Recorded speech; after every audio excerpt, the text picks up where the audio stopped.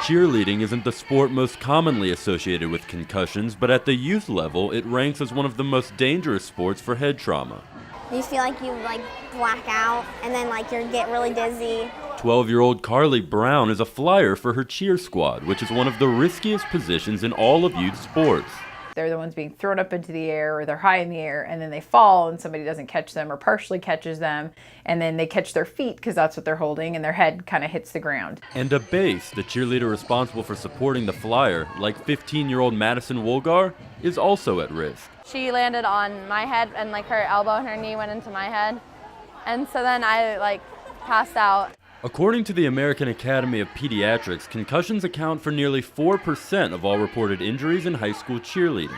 But although the American Association of Cheerleading Coaches and Administrators has guidelines for managing concussions, some cheerleaders perform while suffering from concussion-like symptoms. Happened on Wednesday, and so I sat out Thursday, and I had competition on Saturday. I tried practicing on Friday. I had a headache, and then I was just kind of a little dizzy at the end, but I just had to push through it.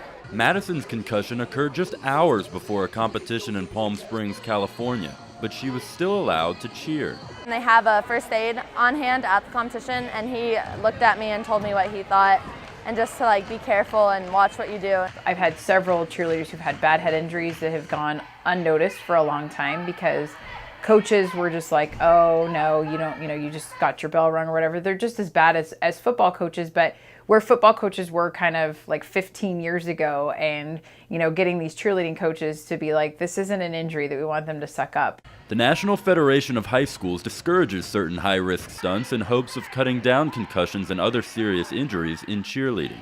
In Phoenix, Kevin Longley, Cronkite News.